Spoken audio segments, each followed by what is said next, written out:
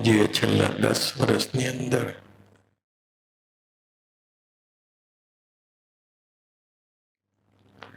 કોઈ સૌથી વધારે વચનામૃત ઉપર ફોકસ કર્યું હોય તો એ વચનામૃત પ્રથમનું એક.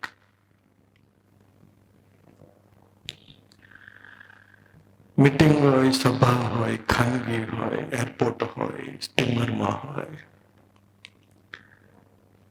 વચનામૃત પ્રથમનું એક કાઢે સ્વામીજી.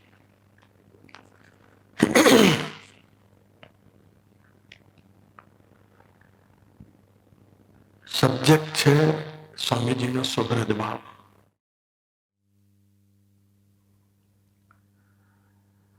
આપણે બધા જ સ્વામીજીના સુહૃદ ભાવથી પરિચિત છે.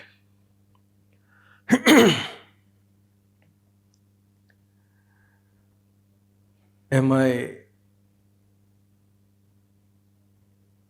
અમે સંતો હોઈએ કે વડોદરાની ધરતી હોય, સ્વામીજીએ સુહૃદ ભાવ માટે ખૂબ દાખલો કર્યો.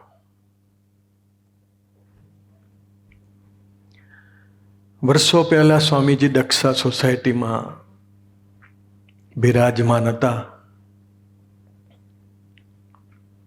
અને ત્યારે સ્વામીજી એવું બોલ્યા હતા. સ્વામી કે યોગી ડિવાઇન સોસાયટીમાં 50 મુક્તો એવા છે જે નિર્વિકલ્પ સમાધિનું સુખ લે છે, કહેતા ભગવાનની મૂર્તિનું સુખ લે છે. એવા 50 મુક્તો છે.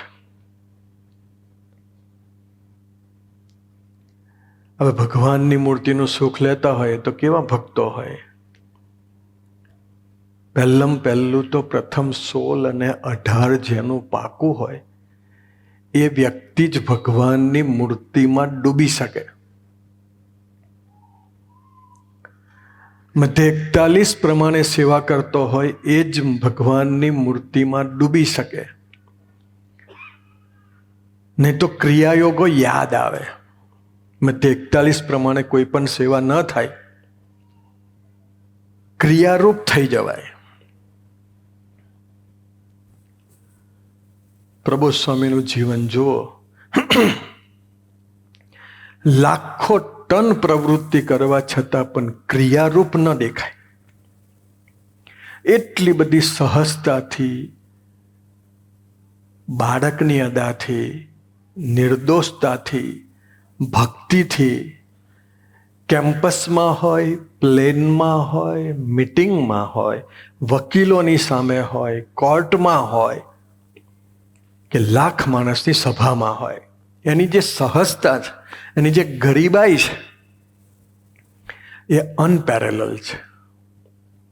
એ આપણને શીખવાડે છે બધું જ કરો પણ મહારાજમાં રહીને કરો. ગુણાત્યાન સ્વામીએ પોતાની વાતમાં પણ વાત કરી છે કે અમે જુનાગઢ ગયા, અમે વડતાલ ગયા તો બધા જ અમારામાં ખેંચાઈ ગયા. આપણે કોઈ સાધન નથી કર્યું કે જેને લઈને પ્રબોધ સ્વામીના યોગમાં છે. એને આપણી પર કૃપા કરી, એને આપણી પર દ્રષ્ટિ કરી. બાકી આપણા કરતા બી પ્રબોધ સ્વામીને માનનારા વિશેષ હતા, પણ કૃપા. તો અત્યારે પ્રબોધ સ્વામીના દર્શન કરીએ તો બધા ખેંચાઈ જાય. એમ ગુણાત્યાન સ્વામીની મૂર્તિમાં બધા ખેંચાઈ ગયા. બધાએ વસ્ત્રો ઓઢાડ્યા ગુણાત્યાન સ્વામીને. પણ ગુણાત્યાન સ્વામી એવું કહેતા કે અમે તો મહારાજમાં જ નિરંતર ડૂબેલા રહેતા. એ સાધકની સાધનાનું રહસ્ય છે. હવે આપણા ચડતીના દિવસો આવ્યા. પ્રતિકૂળતામાં જે ભજન થાય ને સાનુકૂળતામાં ન થાય. પ્રતિકૂળતામાં જે સંબંધ બંધાય એ સાનુકૂળતામાં ન બંધાય. તો એ ગુણાત્યાન સ્વામીનું જીવન જો, એ પ્રબોધ સ્વામીનું જીવન જો, એટલી બધી સહજતા, એટલી બધી ગરીબાઈ. બોમ્બેની ધરતી ઉપર વકીલો સાથે પ્રબોધ સ્વામીની મીટિંગ ચાલતી હતી.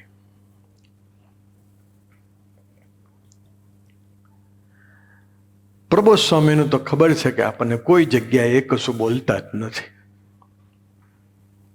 અને બોલતા નથી તો પણ લાખ માણસનો સત્સંગ છે. કદાચ બોલવાનું ચાલુ કરે તો શું થાય એ તો પ્રશ્ન છે. પણ હું ધારું તૈલગી બોલનાર કરતા મૌન રહેનારનો સમાજ મોટો છે. કેમ કે બોલવાથી જે સાક્ષી ભેદાય ને, અરે મૌન રહેવાથી જે સાક્ષી ભેદાય ને સ્વામી, એ બોલવાથી સાક્ષી નથી ભેદાતો. પ્રબોધ સ્વામી બોલતા જ નથી. પવિત્રભાઈ બોલતા હતા, અશોકભાઈ બોલતા હતા, હરિશરણ સ્વામી બોલતા હતા, બીજા કોઈક હશે બોમ્બેથી કૃષ્ણાભાઈ જેવા કે કોઈક હશે તો એ લોકો બોલતા હતા. ભક્તિપ્રિય સ્વામી બિરાજમાન હોય તો એ બોલતા હતા. પ્રબોધ સ્વામી શાંતિથી બેઠા હતા. પછી એને એવું લાગ્યું કે આ બધી વાતો બધી જુદી જુદી ચાલે છે, એટલે એમની જે સ્ટાઇલ છે એ પ્રમાણે એમને ખુરશી પર બંને પગ મૂકી દીધા ને આવી રીતે બેસી ગયા. વકીલો સાથે ચાલે, બોમ્બેના ટોપમોસ્ટ વકીલો. એટલે હરિશરણ સ્વામી કે મને એવો વિચાર આવ્યો કે હારા વકીલોના અભાવ આવશે, કે આ તમારા ગુરુ કેવા, આવી રીતે તો કઈ બેહાતું હશે, ખુરશી ઉપર હરખું બેહવું જોઈએ.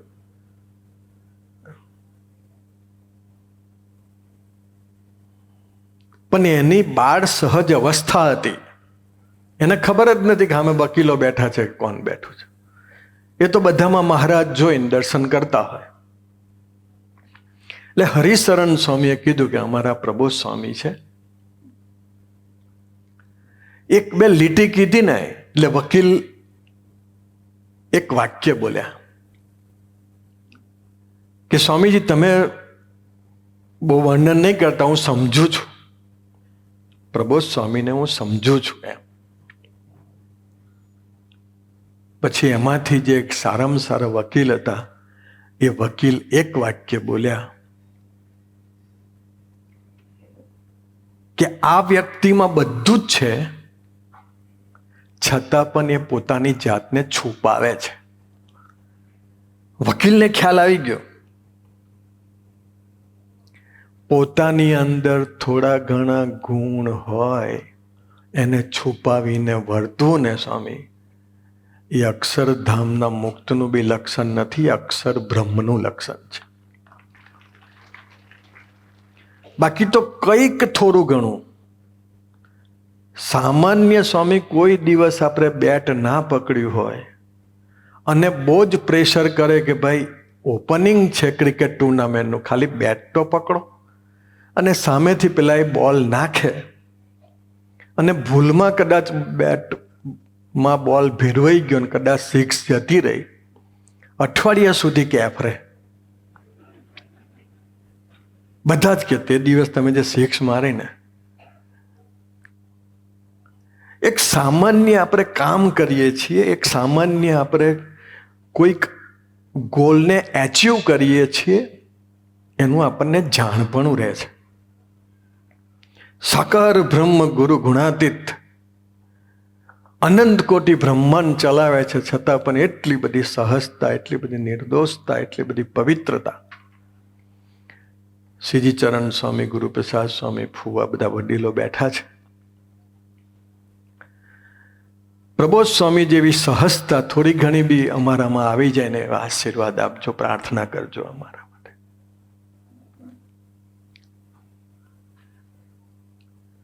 બધું જ આવે. પ્રબોધ સ્વામી જેવો સ્વધર્મ કદાચ આપણાથી જીવાય, પ્રબોધ સ્વામી જેવી સાધુતા કદાચ આપણામાં આવે, પ્રબોધ સ્વામી જેવો સુહૃદ ભાવ કદાચ આપણામાં આવે, પ્રબોધ સ્વામી જેવી આત્મીયતા કદાચ આપણામાં આવે, પ્રબોધ સ્વામી જેવી ગરીબાઈ એ લાવીને સ્વામી ગરીબાઈ તો જ આવે ભગવાનનો સમ્યક મહિમા હોય તો. જ્યાં સુધી ભગવાનનો મહિમા યથાર્થ આપણા મન બુદ્ધિના પ્લેટફોર્મ પર ન સ્થપાય, રોમે રોમની અંદર એ મહિમા ન સ્થિર થાય, ત્યાં સુધી ગરીબાઈ ના આવે.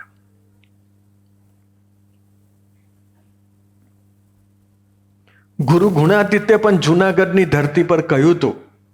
આચાર્ય મહારાજે કહ્યું કે સ્વામી તમે મને ઠપકો અપાવ્યો મહારાજ પાસે, એના કરતાં મને કહી દીધું હોત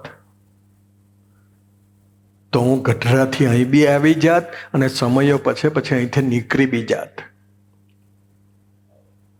અને ત્યારે ગુરુ ગુણાતીતે એવું કહ્યું કે અમારા જીવનમાં જ્યારે મુશ્કેલી આવે ને ત્યારે અમે ભગવાન સ્વામિનારાયણ સિવાય કોઈને ફરિયાદ નથી કરતા. કંઈક કહેવા જેવું હોય તો અમે ભગવાન સ્વામિનારાયણને જ કહીએ. સુયોગ સ્વામી બિરાજમાન હશે અહીંયા આગળ.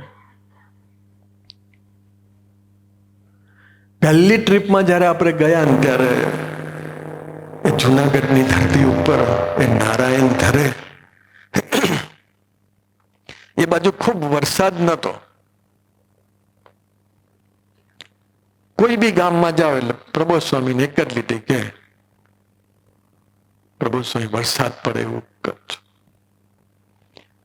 નારાયણ ધરે પણ એમને કહ્યું ત્યારે પ્રબોધ સ્વામી એક વાક્ય બોલ્યા, મહારાજને ચિઠ્ઠી લખી છે, મહારાજને ચિઠ્ઠી મૂકી છે. આપણે ચિઠ્ઠી મૂકતા શીખી જઈએ. ચિઠ્ઠી એટલે પ્રાર્થના, નિસ્વાર્થ ભાવે નિરપેક્ષ ભાવે પ્રાર્થના. ચિઠ્ઠી મૂક્યા પછી ચિઠ્ઠી કામ કરે કે ન પણ કરે, મહારાજની ઈચ્છા હોય તો કરે, ન કરે તો કાંઈ નહીં. પણ ગુણાત્યાન સ્વામી કહ્યું કે અમારા જીવનમાં જ્યારે મુશ્કેલી આવે ત્યારે અમે મહારાજ સિવાય કોઈને કહેતા જ નથી. કારણ એટલા માટે આ ધરતી ઉપર મહારાજ સિવાય અમારું કોઈ નથી. આપણું કોણ હેતલભાઈ? કોણ આપણું કોણ? ગુણાતીત સાકાર બ્રહ્મ, જેના સંકલ્પે મૂળ પુરુષ બહાર આવ્યા અને જેને બ્રહ્માંડોની રચના કરી, એ મૂળ પુરુષ પણ એવું ગુણાતીત એવું નહીં કહેતા કે મૂળ પુરુષ એ મારો સેવક છે. અક્ષરધામના અનંત મુક્તો છે, છતાં એક મુક્ત માટે ગુણાતીત એવું ના બોલ્યા ગુરુ. બાકી તો એવું કહેત કે ભગતજી મહારાજ જાગા સ્વામી કૃષ્ણજી અદા મહારાજ, તો તે વખત તો હતા જ, એ લોકો બી હતા. આટલો બધો સમાજ ને આટલા બધા એકાંતિક ભક્તો એ ગુરુ ગુણાતીતને માનનારા હતા. ખેંગાર વાવ ભરાય એટલા ભક્તો હતા. છતાં પણ ગુણાતીત એક જ વાક્ય બોલ્યા, મહારાજ સિવાય અમારું કોઈ નથી. અને એ જ વાત આ પ્રસંગ તમને ખબર છે, છતાં બી હું તમને કહું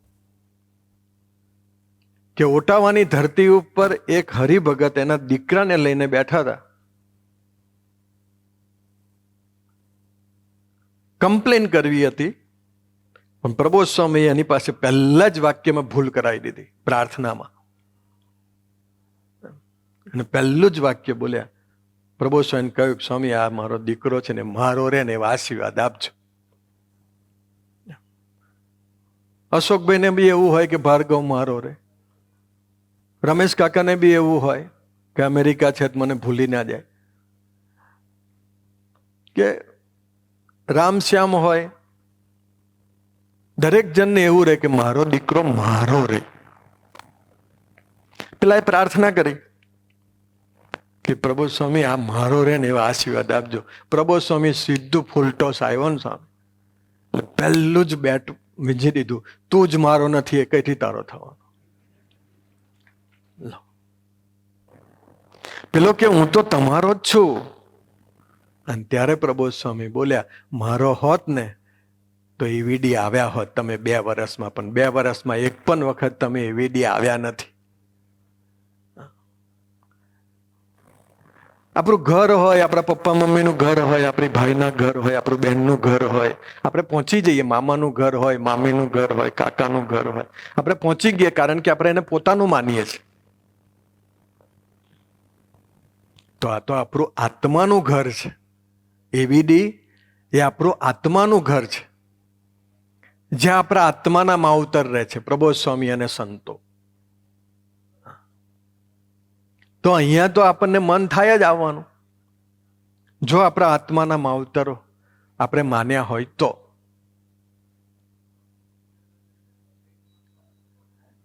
એટલે પછી એનું પત્યું, એને ઘણી બધી કચકચ કરી. પછી પ્રબોધ સ્વામી બીજું વાક્ય બોલ્યા, આય મારો નથી. એટલે એનો દીકરો બાજુમાં બેઠો હતો. એ આઈ થિંક કેનેડામાં કોઈક સેન્ટર છે, એનો એ કાર્યકર્તા છે, મુખ્ય કાર્યકર્તા. હું ને મૈત્રી સ્વામી તો સામે બેઠા હતા. એ બાપ દીકરાઓનું ચાલતું હતું.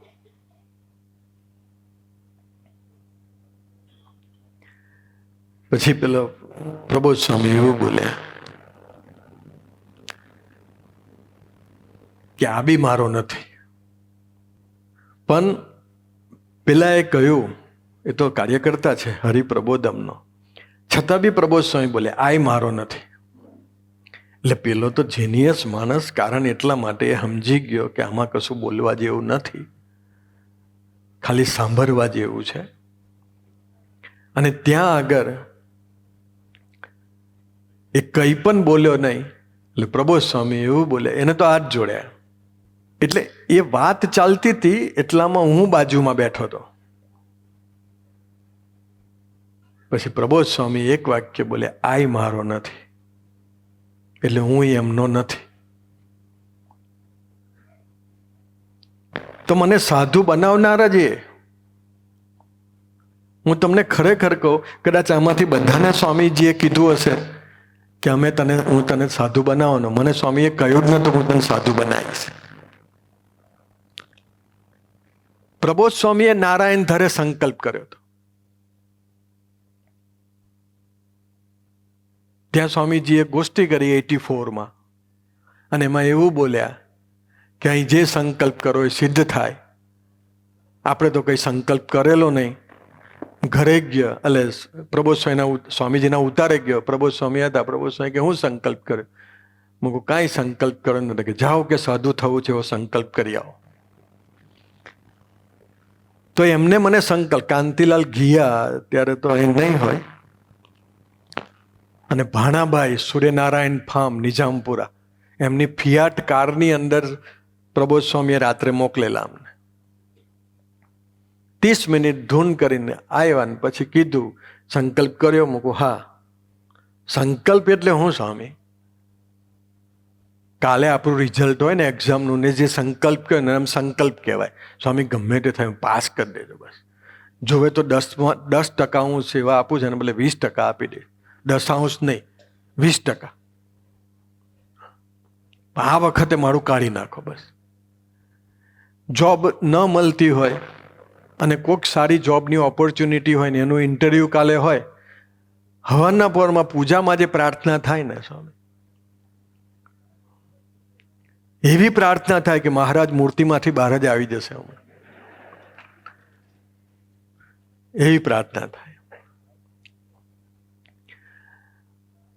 તો મેં તો કશો સંકલ્પ ના કર્યો છે, ધીમે રહીને. કેમ કે મારે જે જવાબ આપવાનો હતો, કેમ કે આ કોર્ટ એવું પછી પૂછે, અને ત્યાં સાચું જૂઠું એ તો ખબર ના પડે આપણે. એટલે તરત જ હું ગયો, એટલે મને પૂછ્યું, મને કે સંકલ્પ કર્યો. એટલે મેં ધીમે રહીને મનમાં બોલેલો, સંકલ્પ નહીં કરેલો, બોલેલો કે મારે સાધુ થવું છે. આટલું જ. હારું, આપણને ખબર નહીં કે આટલું પોચું બોલે તો આટલું પાકું થઈ જતું હશે. ખરેખર મને એમ કે હવે પોચું બોલ્યા છે તો કદાચ કેન્સલો થાય, અને થઈ ગયા. તો એને મને સાધુ બનાવ્યો, અને છતાં એવું કહે છે કે આ મારો નથી. મને તો એક જ અંતરદ્રષ્ટિ થઈ કે એના ગમતામાં ન વર્તતા હોય એટલે કદાચ એ આપણને કહી શકે કે આ મારો નથી. અને પછી એક વાક્ય બોલ્યા કે આ ધરતી ઉપર હરિપ્રસાદ સ્વામી સિવાય અમારું કોઈ નથી.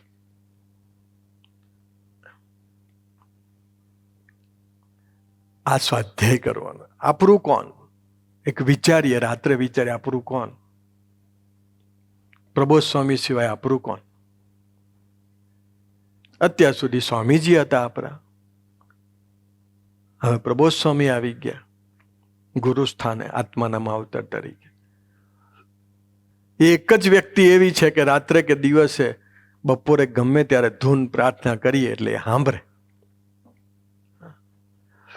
જે વાક્ય ત્યાં બોલ્યા એ જ વાત ગુણાતીતાનંદ સ્વામીએ જુનાગઢની ધરતી પર બોલ્યા કે ભગવાન સ્વામિનારાયણ સિવાય અમારું કોઈ નથી. એટલે અમે જ્યારે પણ પ્રોબ્લેમ આવે ને ત્યારે અમે ભગવાન સ્વામિનારાયણને જ કહીએ છીએ. તો એ ભગવાન સ્વામી, એ ગુણાતીતાનંદ સ્વામીનો ભગવાન સ્વામિનારાયણ સાથેનો સુહૃદ ભાવ છે. આપણે થોડુંક સ્વામીજીના સુહૃદ ભાવ પર હાહાગડથલ કરવા માટે પ્રયત્ન કરીએ. પણ ભગવાન સાથેનો સુહૃદ ભાવ જ્યાં સુધી આપણો ફાઇનલ ન થાય ત્યાં સુધી મુક્તો સાથે ક્યારેય સુહૃદ ભાવથી ઉઠાવ લેવાતો જ નથી. અને ભગવાન સાથેનો સુહૃદ ભાવ એટલે મન, કર્મ, વચને એનું સેવન કરવું. તે મહારાજ હાથેનું સેટિંગ ના હોય, નીચે ક્યારેય સેટિંગ ના આવે. અને છતાં બી અહીં સેટિંગ ના હોય ને અહીં આવી જાય ને તો એ સમજી લેવાનું એ આત્મીયતા નથી, એ સાત્વિકતા છે. ઘણાને ઘણાની સાથે મેચિંગ થઈ જાય. આપણે બધાની સાથે મેચિંગ કરવું છે, પણ ભગવાનના સંબંધે કરીને. મહારાજનો છે ને બસ, પછી એના બધા સ્વભાવ કમાડવાના. પણ મારો ને એનો પ્રકૃતિ મેચ થાય છે, એનો સ્વભાવ મેચ થાય છે એટલે ભેગા મળીને જીવવું છે, એ વાત નહીં. એ સ્વામીજીએ આપણને વચનામૃત પ્રથમનું એક ઘણી વખત સમજાવ્યું છે. એ થોડું ઘણું એ સુહૃદ ભાવનું વચનામૃત છે, એ આત્મીયતાનું વચનામૃત છે. અને સ્વામીજી જ્યાંથી શરૂ કરતા હતા ત્યાંથી જે વચનામૃતની આપણે શરૂઆત કરીએ. હરિભક્ત ઠક્કર હિરજીએ શ્રીજી મહારાજને પૂછ્યું છે, કેટલાક તો ઘણા દિવસ સુધી સત્સંગ કરે છે તો પણ તેને જેવી પોતાના દેહ અને દેહના સગા સંબંધીને વિશે ગાઢ પ્રીતિ છે તેવી સત્સંગમાં ગાઢ પ્રીતિ થતી નથી. તેનું કારણ શું? ઘણા દિવસ સુધી સત્સંગ કરવા છતાં પણ પોતાનું ઘર પોતાનું મનાઈ જાય, પોતાની મિસિસ પોતાના મનાઈ જાય, પોતાના બાળકો પોતાના મનાઈ જાય, પોતાના સગાવાલા પોતાના મનાઈ જાય. સગાવાલા તો હવે ઘણો બધો સમાજ એવો છે કે જેને ભગવાનને ભગવાનના ભક્તોને સગાવાલા માન્યા છે. અને એટલા સ્વામીજીને પ્રબોધ સ્વામી વાલા નથી.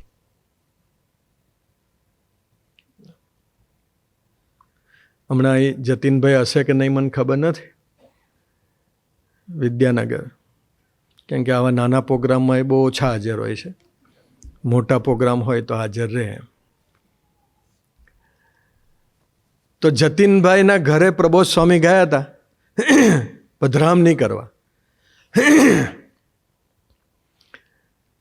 તો એ તો હેતલભાઈના ઘરે જાય તો બી કે, ને રમેશ કાકાના ઘરે જાય તો બી કે. એટલે જતીનભાઈએ પ્રબોધ સ્વામીને એવું કહ્યું કે પ્રબોધ સ્વામી, આ તમારું જ ઘર છે એમ માનીને આવજો. એટલે પ્રબોધ સ્વામી બોલ્યા કે હા, આ ઘર મારું જ છે, આવતા મહિનાથી દર મહિને 25,000 રૂપિયા ભાડું આપવાનું ચાલુ કરી દેજો.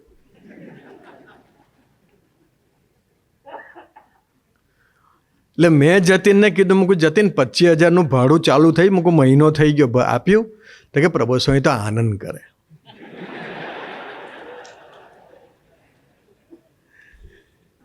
એ આપણને પ્રબોધ સ્વામી કરતાં આપણી સમજણ, આપણી બુદ્ધિ, આપણું મન એ વિશેષ વાલું છે. અમેરિકાની ધરતી પર એક જણાને પથરીનો પ્રોબ્લેમ હતો. પ્રબોધ સ્વામીને કીધું, પ્રબોધ સ્વામી આશીર્વાદ આપજો ને આ પથરી મટી જાય. પ્રબોધ સ્વામી કે મને નહીં કહેવાનું, મહારાજ અંદર બેઠા જ જાઓ, જઈને કી આવો. તો કે મહારાજે તો મને કહ્યું. તો કે હું કહ્યું? તો કે આ ડૉક્ટરને બતાવી દો. પ્રબોધ સ્વામી કે બતાવી આવવાનું. એટલે એને એવું કીધું કે ના, મારી આગળ એક જણો ગયો હતો ને એને પ્રભુ સ્વામીજીને કહેલું કે અમને પથરી દુખે છે ને તો તમે આ ડૉક્ટરનું કહેજો, એ જતા નહીં. એટલે કે સ્વામીજીને કહ્યું એટલે એને સ્વામીજીએ મને કહ્યું. અને ત્યારે ધીમે રહીને સ્વામીજી પ્રબોધ સ્વામી એક વાક્ય બોલ્યા કે તમારી જેટલી બુદ્ધિ છે ને એટલી બુદ્ધિ મારી નથી. તમારી બુદ્ધિ ચાલે કે એને કીધું એટલે સ્વામીજીએ મને કીધું, આટલી બુદ્ધિ મારી નથી. અમે અહીંયા આવ્યા ને ત્યારે બધાને પ્રબોધ સ્વામીએ કહેલું કે આપણે બહાર જાઓ ને તો આત્મીય સ્વામીને કહીને જવાનું. સંતોને, સેવકોને એવું કીધું હતું કે અરવિંદભાઈને કહીને જવાનું. એટલે એક સાધકને સંકલ્પ ઉઠ્યો કે આત્મીય સ્વામી આરામમાં હોય ને જવું હોય તો, કેમ કે પેલાને જવાનું હોય, આત્મીય સ્વામી 3 વાગે 3:30 4 ઉઠે ત્યારે તો પેલું જતું હર્યું હોય. એટલે પ્રબોધ સ્વામી એવું બોલ્યા, એટલે કોકે એવું કીધું પ્રબોધ સ્વામી મેસેજ કરી દે ચાલે વોટ્સએપ પર. તરત જ પ્રબોધ સ્વામી એક વાક્ય બોલે, આનું બુદ્ધિ કહેવાય. તમને પૂછીને જવાનું કીધું એટલે પૂછીને જ જવાનું, પછી મેસેજ કરો ને એ બુદ્ધિ લગાડી કહેવાય. આટલી બુદ્ધિ પણ આપણી નેગેટિવલી પ્રબોધ સ્વામી આજ્ઞા વિરુદ્ધ ચાલવા દેતા નથી. એ આપણા આત્માની રક્ષા કરે છે. એ એવું કહે છે કે જો તમારે જવાનું જ હોય બપોરે તો તમે સવારથી રજા લઈ લો, પણ મોટા પુરુષની આજ્ઞામાં બુદ્ધિ નહીં લગાડવાની, કે એ માની લેવાનું. તો જે સ્વામીજીએ અહીંયા આગળ કહ્યું, ભગવાન સ્વામિનારાયણે, કે આપણને જેટલો આપણો દેહ વાલો છે, આપણા મન વાલું છે, જેટલું આપણી બુદ્ધિ વાલી છે, ઘણા દિવસ સુધી સત્સંગ કરે છે તો પણ જેવી પોતાના દેહ અને દેહના સગા સંબંધીને વિશે ગાઢ પ્રીતિ છે તેવી સત્સંગમાં ગાઢ પ્રીતિ થતી નથી. તેનું કારણ શું?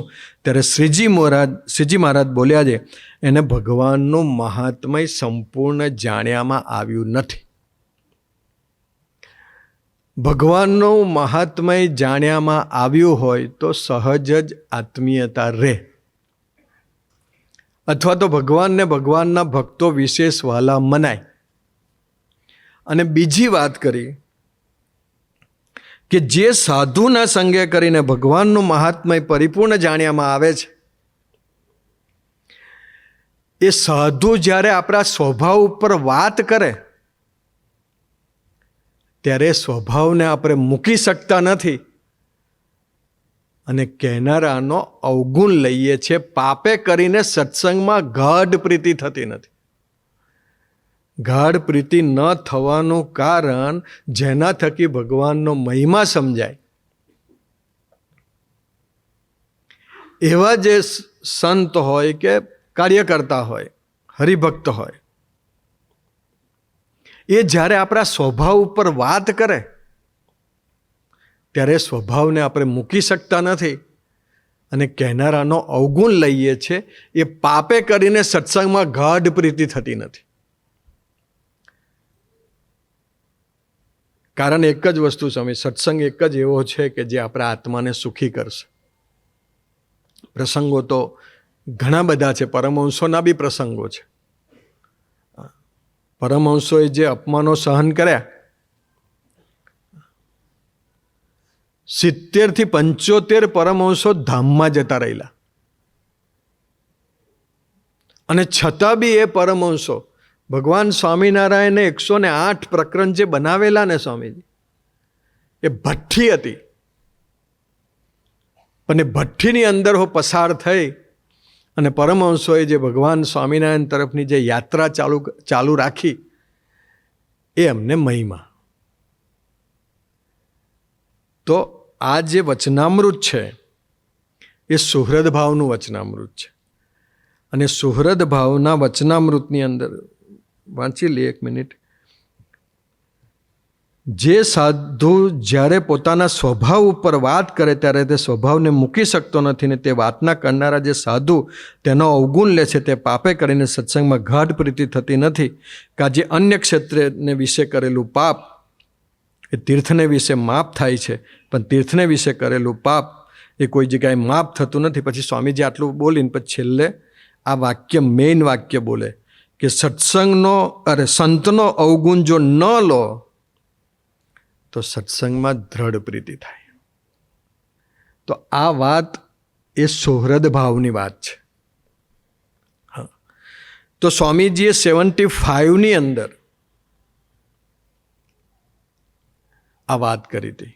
75માં સ્વામીજીએ સુહૃદ ભાવના 10 સ્ટેપ બતાવ્યા હતા.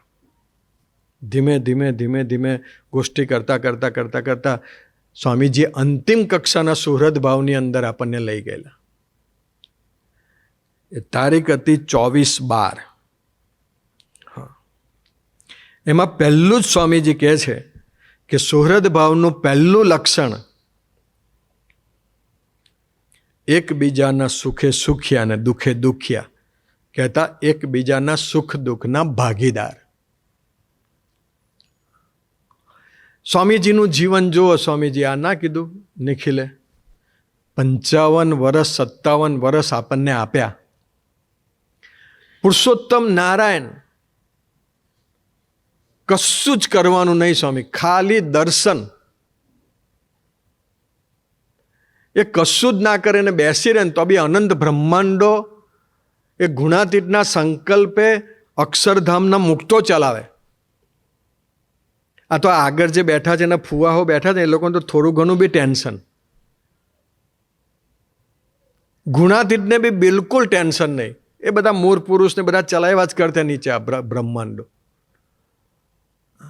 છતાં પણ જે પુરુષ અનંત કોટી બ્રહ્માંડ ના સંચાલક તો નીચેવાળા છે, એની ઉપર અક્ષર બ્રહ્મ ને એની ઉપર પુરુષોત્તમ નારાયણ.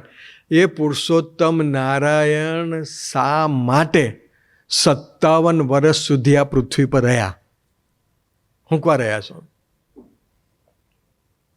એ વડોદરાની પોળે પોળે ફળ્યા. એ સુરતમાં હમણાં પેલો જે દીકરો બોલતો હતો એનું તો વોલ્યુમ નહોતું, પણ એ કહેતા હતા કે સ્વામીજીએ 1 થી 1.5 રાત્રે સભા કરી એ વેડ ગામમાં, અને 2 થી 2:30 અથવા તો 1 વાગ્યા 1 થી કે 12:30, 12:30 થી 1 ગોષ્ઠી કરી, અને 1:30 થી 2:30 સ્વામીજીએ નાની વેડ ગામમાં ઘરે ઘરે પધરામણી કરી. તો આટલું બધું લોહીનું પાણી કરવાની જરૂર હું?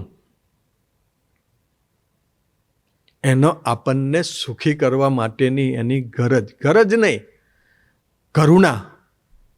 ગરજ તો આપણે રાખવાની હોય. એ પુરુષ જ ધરતી પર ના આવ્યા હોત તો આપણે ક્યાં હોત? પ્રબોધ સ્વામી આપણો હાથ ના પકડ્યો હોત તો ક્યાં હોત? એક વિચારો. સ્વામી હું 100% કહું, આ ગુરુ અને શ્રીજી મહારાજ બંને બેઠા છે. પ્રબોધ સ્વામીના યોગમાં ના હોત ને તો આ હૈયું સહરાના રણ જેવું થઈ ગયું હોત. ખરેખર બાવરિયા હો ના ઉગત અહીં આગળ. પ્રબોધ સ્વામીના યોગમાં આવ્યા પછી એને જે ડ્રીપ એરિગેશન મૂક્યું, ટીપું ટીપું ટીપું ટીપું રોજ પાણીનું પર્યા કરે, અને કથાવાર્તા રૂપી ફર્ટિલાઇઝર અત્યારે આપણી પાસે કશુંય નથી, છતાં બી આનંદ છે, કારણ કે પ્રબોધ સ્વામી છે. અમેરિકાની ધરતી પર છે એ તો, છતાં બી આપણને અનુભવ થાય છે કે અહીંયા જ બેઠા જ. અને એટલે એમને સૂત્ર આપ્યું, વિથસ, વિધિનસ ને સરાઉન્ડિંગ અસ. તમે ચિંતા જ નહીં કરતા. પ્રબોધ સ્વામી કે તમારી આજુબાજુ જઈશ, તમે સંભાળશો તો. અને જેને સંભાળ્યા છે એને પ્રબોધ સ્વામીએ જવાબ બી આપ્યા છે. પણ સ્વામીજીએ આ ધરતી પર આવીને આપણી સાથે કેટલો બધો સુહૃદ ભાવ રાખ્યો, એ પ્રસંગોનો આપણે વિચાર કરીએ સ્વામી, તો એને દેહ કરતાં આપણને વિશેષ વાલા માન્યા છે. એક નાનકડી વાત કરું કે જ્ઞાન યજ્ઞ હોલમાં હોળીનો ઉત્સવ હતો. ભગતજી મહારાજનો પ્રાગટ્ય દિવસ. વડોદરાના બી હરિભક્તો બધા આવ્યા હતા. હું આગળ જ બેઠો રહ્યો. સ્વામીજી મને બોલાયો. મને કે સ્ટાફ સિવાયના જેટલા ભક્તો બેઠા છે ને બધાને કહી દે કે બધા બહાર નીકળી જાય. એટલે ધીરુ કાકા હતા, અશોક બ્રહ્મભટ્ટ હતા, બીજા 2-4 જણા હતા. મેં કીધું મૂકું સ્વામીજી એવું કહ્યું છે કે આપણે બહાર જવાનું છે. ઊભા થઈ ગયા. મને એવું હતું કે હવે બધાને કાઢ્યા છે ને એટલે કદાચ કંઈક મધ્ય 13ની ઉપરની વાત કરશે. પણ એમને તો પહેલા પ્રકરણની પહેલી છેલ્લી વાત કરી, ગોષ્ઠી કરી. ગોષ્ઠી અમારા વચ્ચે પ્રસંગ યાદ આવી ગયો મને. અમારા સુરુચિ ગ્રુપની અંદર આપણને અત્યારે આપણે પ્રભુ સ્વામી આપણને કહે ને કે આપણે અક્ષરધામના, એ તો કે છે જ ને. આપણને વર્ષોથી સ્વામીજી કહે જ છે ને કે આપણે અક્ષરધામના છે. પણ 87માં સ્વામીજીએ અમારા ગ્રુપને પત્ર લખેલો. અને પત્રમાં એક કવર હતું. એ કવરની ઉપર સ્વામીજીએ લખ્યું, એક સુરુચિ ગ્રુપના બધા સંતો રૂમમાં ભેગા થાય પછી પત્રને ખોલવો. બીજું, કોઠારી સ્વામીની હાજરીમાં પત્ર તોડવો. ત્રીજું, રૂમ લોક કરીને પત્ર તોડવો. આવા 4 મુદ્દા હતા. એટલે કોઠારી સ્વામી કે બધા આવી ગયા. તે વખત અમારા લીડર હતા સહજ સ્વામી. એટલે સહજ સ્વામીએ જોઈ લીધું, હા સ્વામી બધા જ આવી ગયા. કોઠારી સ્વામી કે ચાલો પહેલો મુદ્દો પૂરો. બીજો મુદ્દો કોઠારી સ્વામીની હાજરી. કોઠારી સ્વામી કે હું આવી ગયો ચાલો. પણ ત્રીજો, સ્વામીજી એવું કીધેલું 30 મિનિટ ધૂન કર્યા પછી તોડવો. પછી ધૂન કરાવડાવી. કેમ કે એકદમ સસ્પેન્ડ કાગર હતો. એટલે કોઠારી સ્વામી સાથે કાતર બી લઈ આવ્યા હતા. કોઠારી સ્વામી છે ને ભક્તિનું સ્વરૂપ, એટલે કાપે ને તો બી ધીમે રહીને કાપે. આપણે તો જાણે આપણે હું અંદરથી દસ્તાવેજ નીકળી જવાનો, ઉતાવળ જ એટલા બાપની આવે. હા, ગવર્મેન્ટનું કાગળિયું તો ફાડ નાખવાનું. આ તો પુરુષોત્તમ નારાયણનો મેસેજ હતો. એટલે કોઠારી સ્વામી ધીમે રહીને ધાર કાપી અને પછી પત્ર કાઢ્યો. અને પત્રની અંદર, પત્ર મારામાં છે અહીંયા આગળ, સ્વામી શ્રીજી તારીખ લખેલી હતી. પછી બધાના નામ હતા, સહજ સ્વામીથી લઈ અને છેક નીચે શાશ્વત સ્વામી સુધીના બધાના સંતોના નામ લખેલા હતા. અને બ્રેકેટ કરેલું હતું. અને બ્રેકેટ કર્યા પછી સ્વામીજીએ બાજુમાં ખાલી એક જ વાક્ય લખેલું હતું, આપને અક્ષરધામના છીએ, સાધુ હરિપ્રસાદના જય સ્વામિનારાયણ. એ પત્રમાં લખ્યું તો 87નું આજે યાદ છે. હવે આપણે સ્વાધ્યાય કરો કે હું અક્ષરધામનો છું. ચાલો સ્વામી, અમે અક્ષરધામના પોતાની જાતને અહીં ઇન્ડિયાના માનીએ ને સ્વામી, એવીડીના માનીએ છે, બરાબર. તો અત્યારે રૂમમાં જઈને કલાક પછી અમે સૂઈ જવાના, અમારી રૂમ હોધીને. સ્વામીજી અમારા કાયદા બનાવ્યા છે કે ભાઈ આ ભગવા કપડાં પહેરવા, પત્તરમાં જમવું, સવારે પૂજા કરવી. તો અમે પરદેશ ગઈએ તો બી આ જ કપડાં પહેરીને ગઈએ ભાઈ, પેન્ટ શર્ટ નહીં પહેરતા, આ જ કપડાં. પત્તરમાં જ જમીએ, સવારે પૂજા કરીએ, સંતોના ધર્મ નિયમ અમેરિકામાં હો પાડીએ. 12,000 કિલોમીટર દૂર પણ અમે આ નિયમો પાડીએ છીએ. કારણ એટલા માટે કે અમે હરિધામના છે અથવા તો અમે એવીડીના છે, અમે સ્વામીજીના છે, અમે પ્રબોધ સ્વામીના. અને એમને જે નિયમ આપ્યો એ નિયમ દુનિયાના કોઈ બી ખૂણામાં ગયા તો એ પારવાનો. એમ અક્ષરધામમાંથી આપણે પૃથ્વી પર આવ્યા, મહારાજે આપણને મોકલ્યા, આપણે અત્યારે રહીએ છીએ, પણ કાયદા અક્ષરધામના પારવા પડે, પછી અહીંના પાડીએ ના ચાલે. અને અક્ષરધામનો કાયદો હું કોઈના અભાવ લેવાનો નહીં, ભાવફેરમાં જવાનું નહીં, સુરત ભાવ રાખવાનો.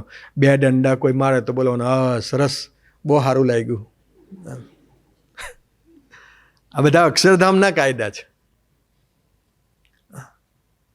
પણ સ્વામીજીએ કીધું કે આપણે અક્ષરધામના છે.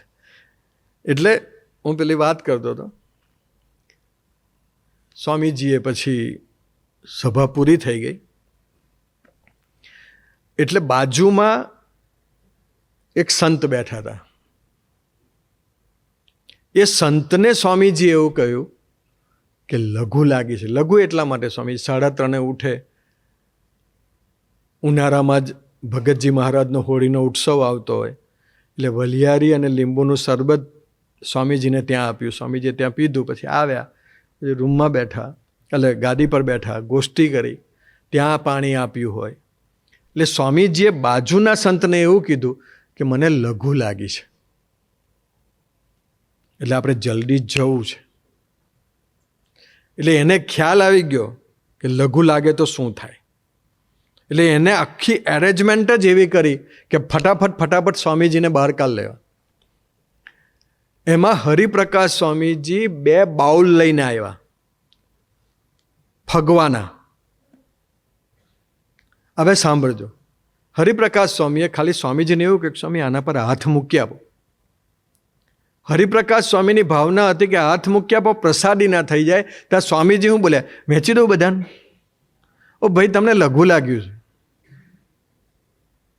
કેમ કે વહેંચવામાં એટલે, અને બધા કંઈ પ્રસાદ લઈને બહાર થોડા નીકળે, પાછા પ્રાર્થનાઓ કરે કે દાસના દાસ બનાવજો. અને આપણે તો જો પ્રબોધ સ્વામી હમણાં ગયા તો એટલી બધી લાઈન હતી, તો મેં કીધું મોકલા તારે શું પ્રોબ્લેમ છે? તો કે ના કંઈ પ્રોબ્લેમ નથી. તમે કીધું આવતા જન્મના પ્રોબ્લેમ આ વખત ખાનગી કરી લેવાનો. એટલી બધી લાઈન કે પ્રબોધ સ્વામી 4 મહિના નહીં આવે. બધા બેઠા. પ્રબોધ સ્વામીજીએ પછી હાથ મૂક્યા કે ના હરિપ્રકાશ સ્વામી કે વહેંચવાનું નથી, તો અમે વહેંચી દઈશું. કોઠારી સ્વામી સંતોને આપી દેશે, ફુવા મંદિરના સેવકોને આપી દેશે, તમે હાથ ખાલી મૂકી આપો. સ્વામીજી હાથ મૂકીને ઊભા થયા. થોડુંક આગળ ગયા ને ત્યાં એક પિલ્લર હતો. એ પિલ્લરની બાજુમાં આ ફગવાના પ્રસાદની કોથળીઓ ભરેલી. એટલે સ્વામી જોવા માંડ્યા. એટલે પેલા સંત કે ચાલો સ્વામી, એ તો ફગવાનો પ્રસાદ છે. 3 એ જે મહાપૂજા આપણે કરીએ ત્યાંથી એ 2 ડગલા ભગતજી મહારાજ જાગા સ્વામી બાજુથી 2 પગથિયા ચડ્યા અને ત્યાં ભાણાભાઈ ને મહેન્દ્રભાઈ ઊભા હતા. એ બંને જણા કોળી ભડથાનાથી આવ્યા હતા. એટલે સ્વામીજી એવું બોલ્યા, સ્વામી કે લો તમે આવી ગયા? તો ગયા. સ્વામી કે ક્યારે આવ્યા? એ પોતે પોતાનું ભાન ભૂલી ગયા કે મને લઘુ લાગ્યું છે. ભક્તો સાથે વાતો કરવા માંડ્યા. પેલા સંતે કીધું સ્વામી ચાલો આપણે આગળ ગયા. એટલે કોર્નર ઉપર ચોકડી ઉપર અશોકભાઈ એક પરદેશવાળાને લઈને ઊભેલા કે સ્વામી અમેરિકાથી આવ્યો છે. તો પેલા સંતે પછી એમ કરી આપ્યું કે સ્વામીજીને લઘુ લાગી છે. એટલે અશોકભાઈ સમજી ગયા, તરત જ નીચે ઉતર્યા, પગથિયા ઉતર્યા સ્વામીજી ફટાફટ. અને સામે જે જૂનું અનિર્દેશ છે ત્યાં સ્લોપ છે, ત્યાં ઉપર ચડ્યા. સ્વામીજી આ ધોતિયાને ચીપટી ભરી લીધી અને ઉપર ચડ્યા અને બોલતા ગયા મહારાજ સ્વામી, મહારાજ સ્વામી, મહારાજ સ્વામી, મહારાજ સ્વામી. આમ કરતાં કરતાં સ્વામીજી ઉપર ચડ્યા. ત્યાં તો સ્વામીજીને લઘુ થઈ ગયું ધોતિયામાં જ. અને સ્વામીજી આગળ ચાલે, ધોતિયામાં લઘુ, પાછળ ટીપા પડે અને ચાલતા ગયા. ને ત્યાં કુલરની બાજુમાં બહાર યુરિનનું ટબ હતું. ત્યાં જઈને સ્વામીજીએ લઘુ કર્યું. પણ એકવાર લઘુની સિસ્ટમ છે કે એકવાર લઘુ સ્ટાર્ટ થાય ને પછી રોકી શકાતું નથી. સ્વામીજી ત્યાં ગયા, ત્યારે તો ઓલરેડી બધું લઘુ થઈ ગયું હતું. આપણે વિચારીએ સ્વામી, આપણા વહાલામાં વહાલા કોઈ પાત્રો હોય, આપણી મિસિસ હોય, આપણા મિત્રો હોય, આપણા બાળકો હોય, એ આવા પોઈન્ટ ઉપર હોય તો ખરેખર આપણને લઘુ, ખરેખર ધોતિયામાં કે પેન્ટમાં લઘુ થઈ ગયું ખરું કોઈ દાડ? સ્વામી ડૉક્ટર એવું કહે ને કે હવે તમારી મિસિસ 3 જ મિનિટમાં ધામમાં જશે, 5 મિનિટમાં ધામમાં જશે, તમે હાજર રહેજો. તરત જ કે તું ચિંતા ના કરજો, 5 મિનિટ છે, હું લઘુ કહીને આવ્યો. હા, કારણ કે એને ખબર છે કે આ રહેશે તો બધું જ રહેશે, અને 2 મિનિટમાં આપણે લઘુ કરીને આવીએ. પણ સ્વામીજી તો લઘુ કરીને આવ્યા. કલ્પના કરો સ્વામીજી, આપણા પેન્ટમાં હેતલભાઈ લઘુ થાય, અનિલભાઈ, તો બધા પ્રોજેક્ટ બંધ કરી અને સીધા આપણે પેન્ટ બદલવા જઈએ. સ્વામીજી લઘુ વાળું ધોત્યું હતું એ બધું રવા દઈને સ્વામીજી બહાર આવી ગયા અને હરિભક્તો માટે ખાનગી ચાલુ કરી દીધી. પોતે ધોત્યું પલળી ગયું, પેશાબ થઈ ગયો, એ બધું જ ભૂલી ગયા. એમાંથી સ્મેલ આવશે કાંઈ નહીં, એમ તો સ્મેલ આવે જ નહીં સ્વામી. એક વખત સ્વામીજીને પેલા કાચને એમાં મૂકીને શું કહે ને, સ્ટીમ બાથ, સ્વામીજીને સ્ટીમ બાથ આપ્યો હતો એમ. એટલે આટલું ખુલ્લું રાખે બહાર અને બાકીનું બોડી અંદર પેટીમાં મૂકવાનું એમ. એટલે હું ત્યાં હાજર હતો. સ્વામીજી જેવા પેટીમાંથી પછી ખોલ્યું પેટી, એટલે બહાર આવ્યા. સ્વામીજી આમ કર્યું, એટલે સ્વામી તરત બોલ્યા, સ્વામી કે નૂછી નાખ, જો બધું અમૃત ચાલ્યું કે. એ ખરેખર અમૃત. આપણો પરસેવો આપણે ચાખજો, જો ખારો લાગશે. તમે ચાખજો તો ખરા કોક દાડો, બહાર નીકળીને ચાખજો. અત્યારે તો એસી છે, નહીં થાય ના. ખરેખર ચાખવા જેવો કોક દાડો તો ટેસ્ટ કરજો, કંઈ બીમાર નહીં પડી જવાય. આપણે આપણો પરસેવો ચાખીએ ને સ્વામી, એ ખારો આવે. કારણ એટલા માટે કે એમાં રજોગુણ, તમોગુણ ને સત્વગુણના ભાવો હોય. જ્યારે સ્વામીજીનો પરસેવો ચાખો ને સ્વામી, મિનરલ વોટર જેવો લાગે. કારણ એ મૂર્તિ દિવ્ય મૂર્તિ છે, નિર્ગુણ મૂર્તિ છે. એનામાં રજોગુણ, તમોગુણ ને સત્વગુણના ભાવો નથી. અને એટલા માટે એ જે સ્વામીજીનો જે પરસેવો છે એ આપણને મિનરલ વોટર જેવો લાગે. મેં તો ચાખેલો. હા, ચાખવો જ જોઈએ, ખબર તો પડે જીવ અને જગદીશમાં હું ફેર છે. હા, અને છતાં બી કોકને બધાને જીવને હોય એવું થઈ જાય કે હું જગદીશ જેવો જ છું. હા, ઘણાને એવું થાય.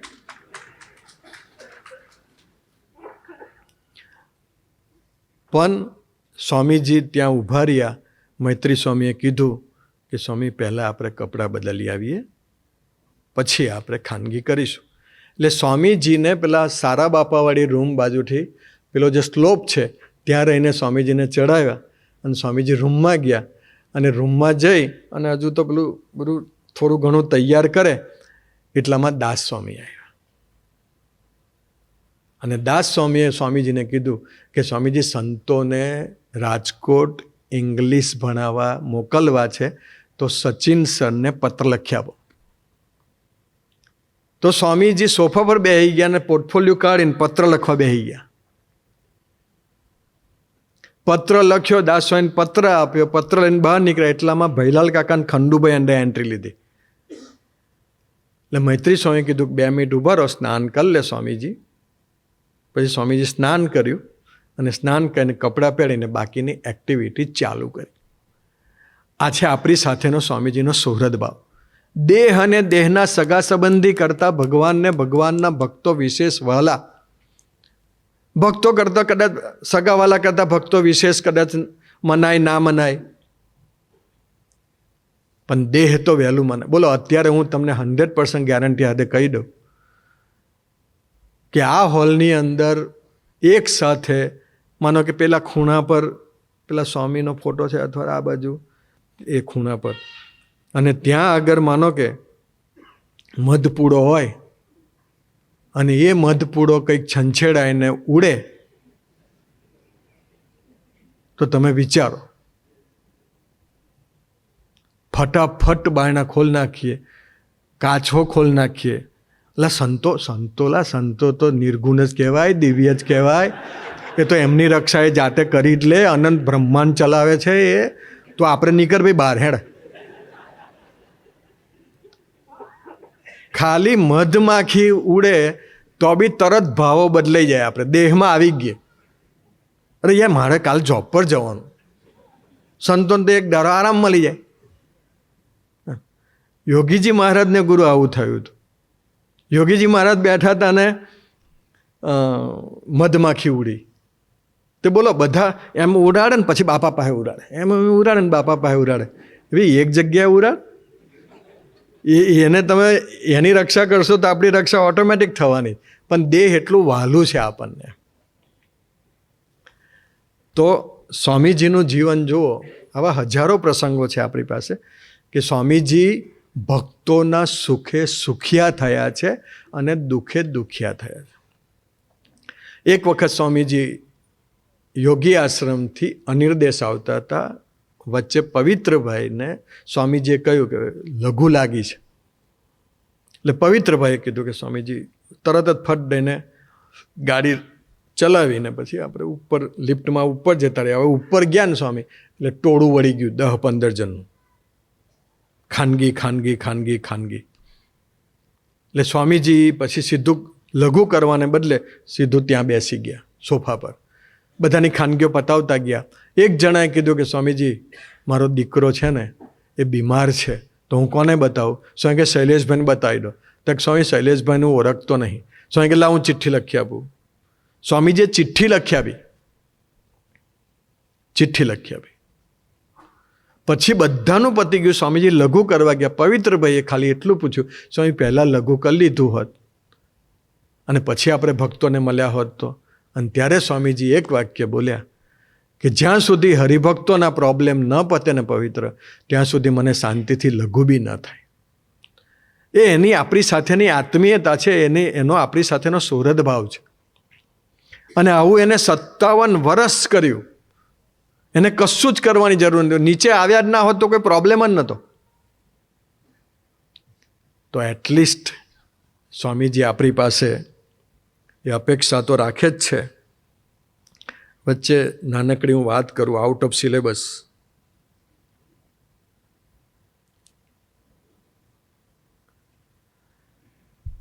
એટલે હું એટલા માટે કે મેઇન વાત કરી લઉં, પછી આપણે 10:30 પૂરું કરી દેવું છે. ગુરુ સ્વામીજી બોલેલા, આત્મીયતા આ ધરતી પર સાકાર થાય એના માટે અમે આખી જિંદગી તપશ્ચર્યા કરી છે. સ્વામીજીએ કેવી તપશ્ચર્યા કરી છે આપણને ખબર છે. આત્મીયતા માટે લોહીનું પાણી કર્યું. હું પેલી મને મહારાજે પાછું યાદ કરાવ્યું પેલી વાત, પહેલી ઓરિજિનલ, કે 50 જણા એવા છે કે જે ભગવાનની મૂર્તિના સુખે સુખ્યા છે, છતાં બી સ્વામીજી એવું બોલ્યા, છતાં પણ એ 50ને અંદર એકબીજાના સ્વભાવ ગમતા નથી. અને સ્વામી કે 50 જણને આત્મીય કરવા માટે મારો ધરતી પર જન્મ છે. હા, ભગવાનની મૂર્તિના સુખે સુખ્યા હોય છતાં પણ ભગવાનના ભક્તોના સ્વભાવ ન ગમે. સ્વામી એ આત્મીયતામાં સ્વામીજી આપણને લઈ જવા માગે છે. ગુરુ સાંભળજો, આત્મીયતા આ ધરતી પર સાકાર થાય એના માટે અમે આખી જિંદગી તપશ્ચર્યા કરી છે. આ પીરિયડ તો પૂરો થઈ ગયો ગુરુ, અને દુઃખ સાથે પૂરો થઈ ગયો. પણ હવે પ્રબોધ સ્વામીની હાજરીમાં આ વસ્તુ ના બને એ માટે ફુવા બી આશીર્વાદ આપે. શ્રીજી મહારાજને ગુરુ પ્રાર્થના કરે. ફરી એ લીટી વાંચું છું, આત્મીયતા આ ધરતી પર સાકાર થાય એના માટે અમે આખી જિંદગી તપશ્ચર્યા કરી છે. અને જ્યારે અમે આ ધરતી પરથી જઈશું ત્યારે આ બ્રહ્માંડમાંથી આત્મીયતા શબ્દ પણ જતો રહેશે. અત્યારે આપણે જુઓ સ્વામી કે આત્મીયતા શબ્દ બ્રહ્માંડમાંથી જતો રહ્યો હોય ને એવું લાગે. સ્વામીજી બોલેલા હતા, સ્વામીજીની ડાયરેક્ટ પરાવાણી બોલું છું. તો અમે હવે આ લીટી સાંભળજો. તો અમે આખી જિંદગી લોહીનું પાણી કર્યું, એ બધો દાખલો અફર જશે અને એનું પાપ તમને લાગશે. માટે તમને કહું છું, સ્વામીજી એવું કહે છે કે માટે તમને હું કહું છું કે સ્વાધ્યાય ભજન ફરજિયાત કરો.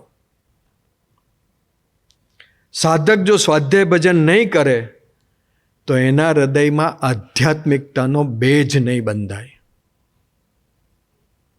અને પછી સ્વામીજી કહે છે કે આધ્યાત્મિકતાનો બેજ એટલે શું? કે મારા મા બાપ ખૂબ ખાનદાન છે અને મારું ક્યારે અહિત ના કરે, આ ભાવના સાધકના હૈયાને વિશે ક્યારેય નહીં પ્રગટે,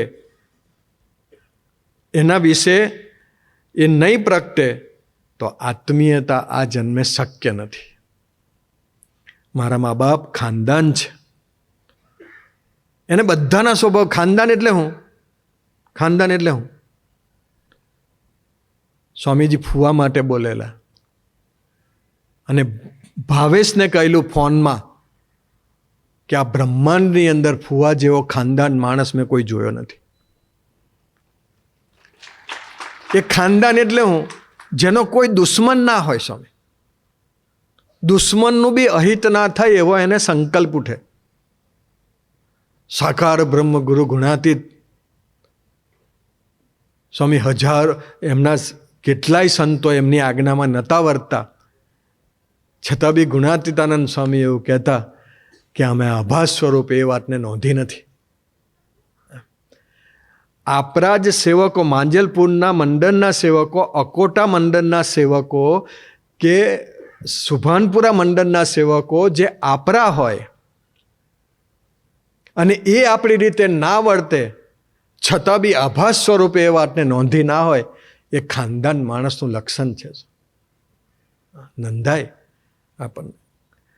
એટલે સ્વામીજી એવું કહે છે કે એ વિના આત્મીયતા શક્ય નથી. સ્વામીજી બીજી બી એક વાત કરે છે કે જ્યાં સુધી બુદ્ધિની જ ગણતરી છે ત્યાં સુધી આત્મીયતા નથી. જ્યાં સુધી બુદ્ધિના મૂલ્યાંકનો છે ત્યાં સુધી આત્મીયતા નથી. જ્યાં સુધી બુદ્ધિના દોરાયા દોરાવા છે ત્યાં સુધી આત્મીયતા નથી. અને જ્યાં સુધી બુદ્ધિથી જ દર્શન થાય છે ત્યાં સુધી આત્મીયતા નથી. એ આત્મીયતા એ આપણો અંતિમ જીવન મંત્ર છે. તમે આત્મીય થઈને નહીં જીવો, સ્વામીજી બોલે છે, મારા માટે બી છે. સ્વામી કે તમે આત્મીય થઈને નહીં જીવો તો એકેય અક્ષરધામમાં જવાના નથી. અને કદાચ જશો તો અક્ષરધામમાં ભગવાન પૂઠ ફેરવી લેશે અને ફરી ધરતી પર ભક્તો સાથે આત્મીય બનવા માટે મોકલી આપશે. તમે જો આત્મીય ન બન્યા તો ભગવાન સ્વામિનારાયણથી માંડીને અત્યાર સુધીના ગુણાતીત પુરુષોનો ધરતી પર આવ્યાનો દાખલો અફર જશે. અને પછી એક લીટી બોલે છે ગુરુ, જે જીનિયસ માણસો છે, સ્વામીજી એવું બોલ્યા કે આત્મીયતાનું ખૂન એટલે ભગવાન સ્વામિનારાયણનું ખૂન અને આત્મીયતાનું ખૂન એટલે સાધુ હરિપ્રસાદનું ખૂન. તો સ્વામીજી આ વાત જે અત્યારે આપણને કહે છે, એ પીરિયડ આપણો પસાર થઈ ગયો સ્વામી. એ મહારાજે પોતાના સ્વરૂપ થકી આપણને ઘણું બધું દર્શન કરાવ્યું, પોતાના દેહ થકી બી ઘણું બધું દર્શન કરાવ્યું. એને પોતાના દેહ કરતાં ભક્તોને વિશેષ વહાલા માન્યા છે. અને આખી જિંદગી એક જણાએ 84 એ RS પટેલે આવીને સ્વામીજીને કીધું કે સ્વામીજી ખાલી આ વ્યક્તિનું તમે ખાલી એટલું જ કહી દો કે આ ચેપ્ટરમાં હું નહોતો તમે આજથી જ તમે આ ચેપ્ટરમાંથી બહાર અને આ કાલે જેલમાં. અને ત્યારે સ્વામીજી એક વાક્ય બોલ્યા કે સાહેબ ઘર ભૂલા પડ્યા. સાધુ હરિપ્રસાદ આખી જિંદગી જેલમાં રહેશે, પણ એવું ક્યારેય નહીં બોલે કે મારો વાંક નથી, આ ભગતનો વાંક છે. એની આપણી સાથેની આત્મીયતા કેટલી. આ ફુવાએ જ મને પ્રસંગ કીધો તો એમની ઓફિસમાં હરિધામની ધરતી ઉપર કે આપણા ઘણા બધા સાધકોને આસોદની ધરતી ઉપર જ્યારે જન્મજયંતિ ઉજવી ત્યારે બધાને હાથી પર લાવવા હતા સ્વામીજીને. ફુવાનો પ્રસંગ ખબર છે? ઘણા બધાને હાથી પર લાવવા હતા. સંતોની બી ઈચ્છા હતી ને બહેનોની બી ઈચ્છા હતી. અને જ્યારે એ, કેમ કે આપણને ખબર છે સ્વામીજી પ્રાણીનો વિશ્વાસ નહીં, એ ગમે ત્યારે પણ ગમે ત્યાં ઓડિયન્સમાં જાય ને ભડકે તો જે ઘણું બધું નુકસાન કરી નાખે. બેઠેલાનું તો થાય જ. પછી એ સંતોએ સ્વામીજીને ચિઠ્ઠી લખી. આ પ્રસંગ મને ફુવાએ કહેલો. અને ચિઠ્ઠી લખીને કહ્યું કે સ્વામીજી સમયો સરસ થઈ ગયો, પણ અમારી એક ઈચ્છા હતી એ પૂર્ણ ના થઈ, અને અમારે તમને હાથી પર બેસી અને સભામાં એન્ટ્રી આપવી હતી, ગેટથી સ્ટેજ સુધી. અને આ પત્ર જ્યારે સ્વામીજીએ વાંચ્યો ત્યારે સ્વામીજીએ કોઠારી સ્વામીને અને ફુવાને બોલાવ્યા હતા. અને ફુવાને બોલાવીને કીધું કે તમે કેમ હાથીનું ના ગોઠવ્યું. એટલે પછી ઘણા બધા એક્ઝામ્પલ આપ્યા કે સ્વામી આ પ્રસંગે આવી રીતે હાથીનું થયું હતું, આ પ્રસંગે આવું થયું હતું, આ પ્રસંગે આવું થયું હતું. એટલે અમે નક્કી કર્યું કે આટલા બધા ઓડિયન્સની અંદર પ્રાણીને ન લાવવું એમ. અને પ્રાણી ગભરાઈ જાય તો બેસનારને બી નુકસાન કરે ને નીચે હોય એને બી નુકસાન કરે. અને ત્યારે સ્વામીજી એવું બોલેલા કે તમારે મને હાથી પર બેસાડી દેવાનો હતો. અને ત્યાર પછી ગુરુ સ્વામીજી એવું બોલ્યા, મને ફુવાએ કહેલું તે દિવસથી એ લીટી યાદ છે કે મને કદાચ તમે મને હાથી પર બેસાડી દીધો હોત અને હાથી ચાલત અને મ્યુઝિક વાગત અને હાથી ભડકી જાત અને હું કદાચ નીચે પડી ગયો હોત અને મારી કેળો તૂટી ગઈ હોત તો સ્વામી કે એ બેરેબલ છે, પણ ભક્તોનું દિલ દુખાઈને મને બેરેબલ નથી. આ વાક્યનો આપણે વિચાર કરો સ્વામીજી, કે સ્વામીજીને ભક્તો કરતા, પોતાના દેહ કરતા ભક્તો કેટલા વહાલા છે. સ્વામીજી આખી જિંદગીમાં કોઈનું મન તોડ્યું નથી. કેવડિયા કોલોની સ્વામીજી એક વખત હતા તો સ્વામીજીનું બાથરૂમ, સ્વામીજીને લઘુ કરવા જવું હતું અથવા તો ટોયલેટ જ જવું હતું. તો જનોઈ પહેરી દીધી, કટકો પહેરી દીધો અને જતા હતા એટલામાં એક દીકરો આવ્યો. એને કીધું કે સ્વામીજી મારે ખાનગી છે. એટલે જોડમાં જે સંત હતા એને એવું કીધું કે હમણાં તું 2 મિનિટ ઊભો રહે, સ્વામીજી હમણાં જ ટોયલેટ જઈને આવે છે, સ્નાન પછી કરશે, તારું પતાવી દે. એટલે પેલો એવું બોલ્યો કે મારે તો 1 જ મિનિટનું કામ છે.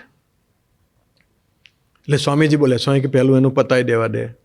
પછી 1 મિનિટને બદલે રમેશ કાકા એને 45 મિનિટ ખાનગી કરી. અને ત્યાં સુધી સ્વામીજીએ ટોયલેટ રોકી રાખ્યું. અને ટોયલેટ રોકીને પછી એની ખાનગી પતી. પછી પેલા સંત આવ્યા, એ સંતે એવું કહ્યું, ઓ ભગત, સ્વામીજીને ટોયલેટ ગયા દેતા હોત અને પછી ખાનગી કરી હોત તો શું વાંધો હતો. અને ત્યારે સ્વામીજી ગરમ થઈ ગયા. અને ગરમ થઈને સ્વામીજી એક વાક્ય બોલ્યા કે મારી અને ભક્તોની વચ્ચે તમારે નહીં આવવા. હું જ્યારે અક્ષરધામમાં જઈશ ને ત્યારે શાસ્ત્રીજી મહારાજને, યોગીજી મહારાજ મને પૂછશે કે હે હરિપ્રસાદ સ્વામી, ધરતી પર જઈને તમે શું કર્યું? ત્યારે મારે શાસ્ત્રીજી મહારાજને, યોગીજી મહારાજને જવાબ આપવો છે કે હે શાસ્ત્રી મહારાજને, હે યોગીજી મહારાજ, તમારા એક પણ હરિભગતને મેં દુખવ્યો નથી, આટલું મારે કહેવું છે એમને. હા, તો એ પુરુષો આ ધરતી પર આવીને આટલી બધી આત્મીયતાથી જીવ્યા, એને લોહીનું પાણી કર્યું. અત્યારથી નહીં, સ્વામીજી યુવકમાં હતા ત્યારથી. હા, સ્વામીજી જ કહેતા હતા કે પાલેજ સુધી બસમાં ગયા ને પાલેજથી ઠીકરિયા 7 કિલોમીટર થાય. અન્નકૂટનો પ્રસાદ બાપાએ કીધું અટલાદરાથી કે જાઓ ઠીકરિયા જઈને આપી આવો. પાલેજથી ઠીકરિયા કાચા રસ્તા, અહીંથી બસમાં કે ટ્રેનમાં ગયા હશે, ચિઠ્ઠી લખી નાખી હશે ઠીકરિયા કે સ્ટેશન ઉપર ગાડી કે ગાડું મોકલજો, 7 કિલોમીટર થાય. એટલે જેવી ટ્રેન ઊભી રહી એટલે 30 કિલો વજન હતું પ્રસાદનું, સામાન્ય નહોતું. 1.5 મણનો ટોપલો હતો. જેવું સ્વામીજી ઉતર્યા, ગાડાવાળો પેલી બાજુ હશે, પ્રભુદાસભાઈ આ બાજુ ઉતર્યા હશે. ગાડાવાળાએ પ્રભુદાસભાઈને જોયા નહીં. ચાકરે ચાકર, શેઠે શેઠ. શેઠ હોય તો થોડી બુદ્ધિ લગાડે. બધા જતા રહ્યા પછી પેસેન્જર નીકળ્યા પછી થોડીક રાહ જુએ, પણ ચાકર જોઈ લીધું, નહીં જવા દો. પ્રભુદાસભાઈ પાલેજથી ઠીકરિયા 7 કિલોમીટર ચાલતા પ્રસાદનું ડોર 15 કિલો વજન લઈને, 1.5 મણ 30 કિલો. આપણે સ્વામીજી કોઈ સાધન ના આવે ને એટલે ત્યાંથી જ આપણી બેલ છૂડી જાય. રમેશ કાકા આપણે હોય ને તો સ્ટેશન માસ્ટરને કહીએ તમે અહીં આગળ રહેવા દેજો આને, આ ટોપલો કાલે આવીને લઈ જશે પેલો. અને આપણે કહેવડાવી દઈએ કે ઠીકર એવાને કહી દેજો ભાઈ સામાન લઈ જા પ્રસાદ. પ્રભુદાસભાઈએ 1 પણ સેકન્ડનો વિચાર કર્યા સિવાય માથા પર ટોપલો મૂકી દીધો અને ચાલવાનું શરૂ કર્યું. આપણે ચાલીએ 7 કિલોમીટર ચાલીએ, ન ચાલીએ એવું નથી, પણ ચાલતા ચાલતા આપણો જે સ્વાધ્યાય હોય ને એ કલ્પનાતીત હોય. એ બધાને ગાળો દઈ દઈએ. પોસ્ટમેનથી લઈને, પોસ્ટકાર્ડથી લઈને, ગાડાવાળાથી લઈને, બળદિયાથી લઈને, ખેડૂતથી લઈને બધાને. ત્યાં ગઈએ ને ત્યારે તો પ્રસાદ બી ગરમ થઈ ગયો હોય કદાચ. આપણું હૈયું તો ગરમ જ હોય, પ્રસાદ બી ગરમ થઈ ગયો હોય એને ટેમ્પરેચરને લઈને. સ્વામીજી એવું કહેતા હતા, સ્વામી કે હું તો બાપાનું ભજન કરતો કરતો મહારાજ સ્વામી, મહારાજ સ્વામી, ભજન કરતો કરતો મહારાજ બાપા, મહારાજ તું જ કરતા હરતા છું. તારે મારો દેહભાવ આજે કાઢવો હશે એટલે જ તે ગાડાવાળાને મોકલ્યો નહીં, ભૂલાડી દીધો અને એ આવ્યો નહીં. આમ બાપાને હું સંભાળતો ઠીકરિયા ગયો. અને હું જ્યારે ઠીકરિયા જેના ઘરે પ્રસાદ આપવાનો હતો ત્યાં હું પહોંચ્યો ને ત્યારે ગાડાવાળો ગાડું છોડતો હતો અને ત્યાં હું પહોંચ્યો.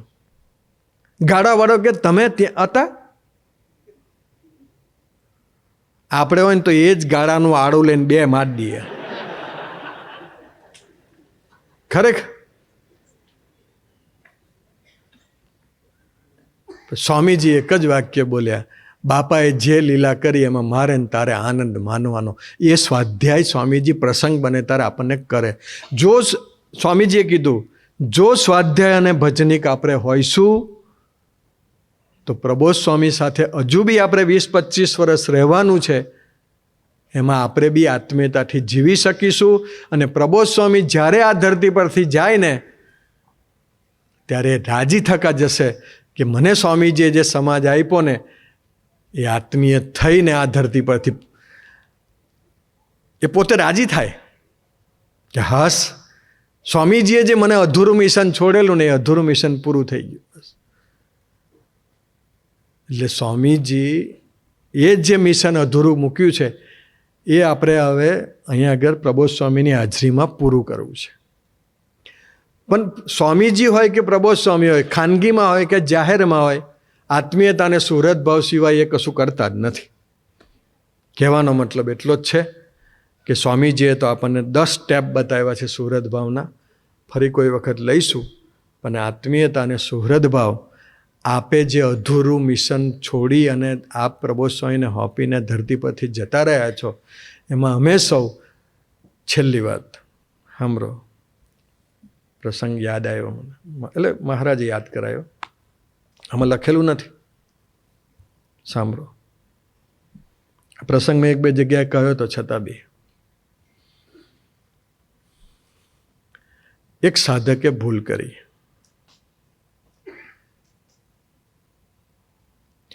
ભૂલ કરી એટલે 2 જણને ખબર પડી ગઈ કે આ સાધકે આવી ભૂલ કરી. એટલે 2 જણાએ મને કીધું કે આવું થયું છે. મેં કહ્યું તમે કોઈને હજુ કીધું નથી ને? તો કે ના, કોઈને નથી કીધું. તો કે તો વાંધો નહીં. પછી મેં જઈને પ્રબોધ સ્વામીને વાત કરી, કે પ્રબોધ સ્વામીને કહેવું પડે એવું જ હતું. મેં પ્રબોધ સ્વામીને વાત કરી. પ્રબોધ સ્વામીને કીધું, હું કહું આવું થયું છે. મને કે એમ? મને કે સિરિયસ કહેવાય. કે મને કે આપણે એની સાથે ફોન પર વાત કરી લઈએ. પછી પ્રબોધ સ્વામીએ એની સાથે ફોન પર વાત કરી. ફ્રેશ થઈ ગયો, બધો પ્રોબ્લેમ પતી ગયો, બધું સોલ્વ થઈ ગયું. પ્રબોધ સ્વામીએ મને કીધું, મને કે આ કોને કોને ખબર છે? હું કહું સ્વામી આ 2 જ જણને ખબર છે. મને કે એને જઈને કહી આવજે, એ લોકો કોઈને કહે નહીં આખી જિંદગી કે અમને આ ભૂલની ખબર છે. મેં કીધું હા સ્વામી. પછી ક્યાં આવ્યા? મેં જઈને કહી દીધું. પણ પ્રબોધ સ્વામીને સંતોષ થયો નહીં. એટલે પ્રબોધ સ્વામીએ અહીં બોલાવ્યા એ 2 સાધકોને, અને બોલાવીને કીધું કે તમને આ ખબર છે, આ સાધકથી ભૂલ થઈ એ તમને ખબર છે? તો કે હા.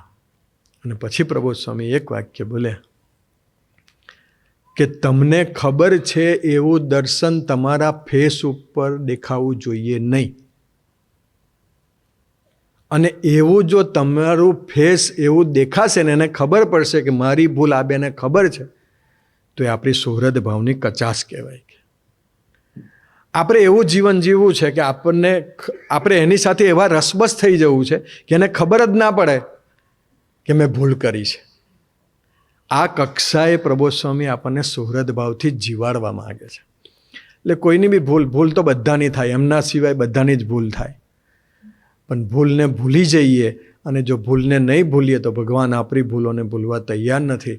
તો મહારાજ અને સ્વામી શાસ્ત્રી મહારાજ અને યોગી મહારાજ સ્વામીશ્રીને પ્રબોધ સ્વામીના ચરણમાં એટલી પ્રાર્થના કે તમે આ ધરતી પર આવીને જે આત્મીયતા માટે દાખલો કર્યો છે, એ આત્મીયતાનું અધૂરું મિશનમાં અમે તમને સાથ આપીએ. એ માટે અમને સૌને બરબુદ્ધિને શક્તિ આપો. એ જ પ્રાર્થના. સહજાનંદ સ્વામી મહારાજની જય.